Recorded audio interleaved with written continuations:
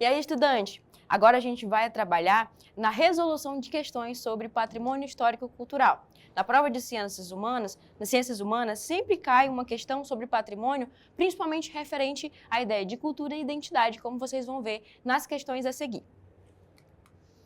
Essa questão é da prova amarela do Enem 2022. Vai trazer um texto e um comando para a questão de análise e reflexão sobre esse texto, bem comum nas provas de ciências humanas. Olha só, hoje sou um ser inanimado, mas já tive vida pulsante em seivas vegetais. Fui um ser vivo. É bem verdade que no reino vegetal, mas isso não me tirou a percepção de vida vivida como um tamborete. Guardo apreço pelos meus criadores, as mãos que me fizeram, me venderam e pelas mulheres que me usaram para suas vendas e de tantas outras maneiras. Essas pessoas, sim, tiveram suas subjetividades, singularidades e pluralidades, que estão incorporadas a mim. É preciso considerar que a nossa história de móveis de museus está para além da mera vinculação aos estilos e à patrimonialização que recebemos como bem material vinculado ao patrimônio imaterial. A nossa história está ligada aos dons individuais das pessoas e suas práticas sociais. Alguns indivíduos consagravam-se por terem determinados requisitos, tais como o conhecimento de modelos clássicos ou destreza nos desenhos. Então, assim, a fonte que está dizendo que o nome desse texto é Memórias de um Tamborete de Baiana, as vozes de um objeto de museu.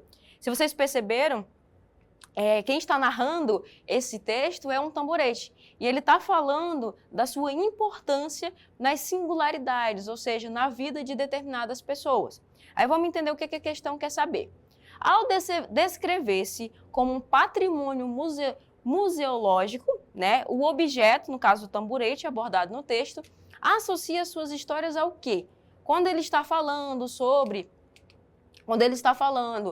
as singularidades, falando das mulheres que utilizaram em suas vendas, falando sobre subjetividade de quem utilizou, o que ele está querendo descrever? Letra A, habilidades artísticas e culturais dos sujeitos.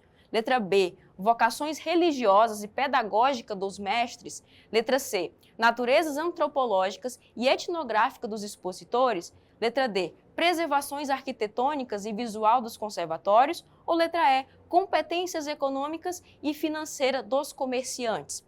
Bom, a gente viu que ele estava falando principalmente da importância que os sujeitos que o utilizaram tinham dentro daquele contexto. Então aqui a gente está falando das habilidades artísticas e culturais dos sujeitos. Porque se a gente retornar ao texto e ver essa parte em específico, estas pessoas sim tiveram suas subjetividades, singularidades e pluralidades que estão incorporadas a mim.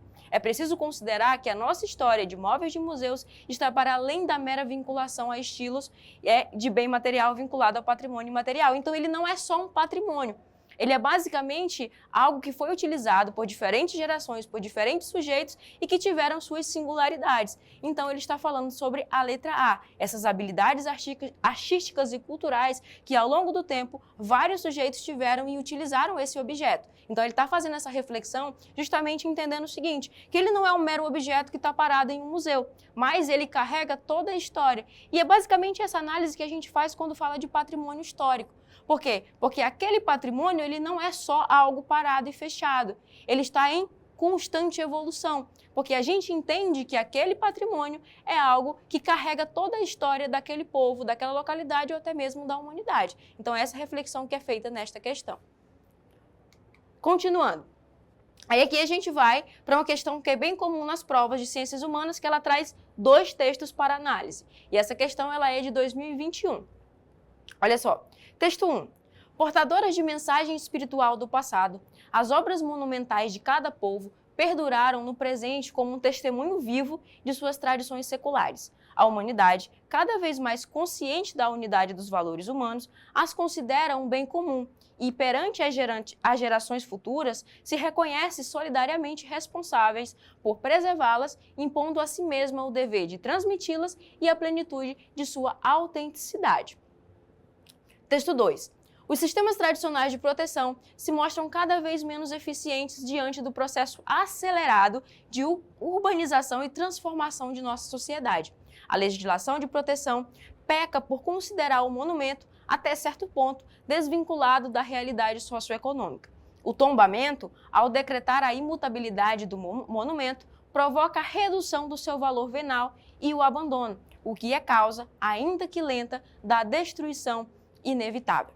Bom, esses dois textos eles vão trazer pontos de vistas acerca da preservação de determinados locais, né, de determinados patrimônios. Vamos ver o que é a questão que a gente saiba referente a esses textos. Bom, escrito em temporalidades históricas aproximadas, os textos se distanciam a apresentarem pontos de vista diferentes sobre. Ponto de vista diferente sobre. Letra A, a ampliação do comércio de imagens sacras. B, substituição de materiais de valor artístico. C, políticas de conservação de bens culturais. D, defesa da privatização de sítios arqueológicos. Ou E, medidas de salvaguarda de peças museológicas. Vamos voltar então ao texto e entender por que eles se distanciam. Aqui em cima está falando muito bem sobre a importância de preservar os monumentos e preservar também a cultura de um povo ao longo da história. Já no texto 2 está falando o seguinte, que quando um monumento ele é tombado, ele é considerado um monumento de patrimônio histórico, ele acaba perdendo o valor nesse processo acelerado de urbanização. E como ele perde o valor, acaba que não tendo a fiscalização eficiente, ele acaba se destruindo, né? E não contribuindo nessa urbanização, nesse processo de transformação das cidades. Então a gente tem basicamente dois pontos de vista acerca da conservação dos objetos. Em cima fala da sua importância e embaixo fala que essa importância, ela meio que entra em conflito quando a gente fala do processo de urbanização, né, nessa sociedade capitalista.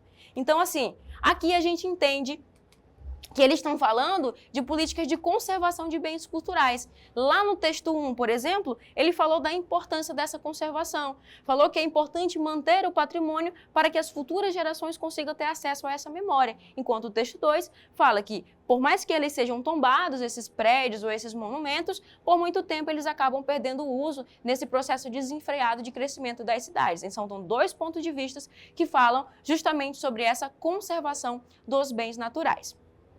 Culturais, tá? Próxima questão. Questão 77 do Enem PPL 2021. Fala o seguinte: foi no século XVIII, nas terras de uma fazenda, que surgiu a vila distinta e real de Sobral. O desenvolvimento da localidade se deu por estar próximo ao rio Acaraú, que ligava os estados de Pernambuco, Piauí e Maranhão. O tombamento de Sobral trouxe ainda como peculiaridade no Ceará o envolvimento dos moradores. Quem passa pela cidade pode ver construções que trazem os estilos coloniais, ecléticos, arte deco e vernaculares. A condição atribuída ao complexo arquitetônico da cidade, conforme mencionado no texto, proporcionou o quê? Aqui está falando do tombamento, né, da conservação da cidade de Sobral, que se tornou um patrimônio histórico, e está falando que lá se alia vários estilos arquitetônicos diferentes, justamente por se retratarem de momentos históricos diferentes. Então essa é a ideia do patrimônio, é conservar e manter a cultura de determinados momentos históricos, e isso acontece nessa cidade. Aí a questão quer saber o seguinte: conforme essa condição atribuída ao complexo arquitetônico da cidade, o que proporcionou? Proporcionou a harmonização de espaços sociais, a valorização de reservas ecológicas, a ampliação de conjuntos residenciais, a manutenção de comunidades de pescadores ou a preservação de artefatos de memória? Letra E, preservação de artefatos de memória. Até porque está falando o seguinte, que quando você passa pela paisagem do local, você percebe elementos históricos arquitetônicos diferentes. E esses elementos arquitetônicos diferentes remetem a momentos históricos diferenciados. Isso faz com que a letra E seja correta. No caso, está se referindo à preservação desses artefatos de memória que perpassaram aí várias gerações. Então, esses são alguns exemplos de questões sobre patrimônio histórico-cultural. Sempre cai no Enem. Procure responder cada vez mais questões para vocês se habituarem ao ritmo, né? Você percebe que os textos de ciências humanas são grandes, então você tem que se habituar a ler para conseguir se dar bem na sua prova. É isso, até a próxima aula.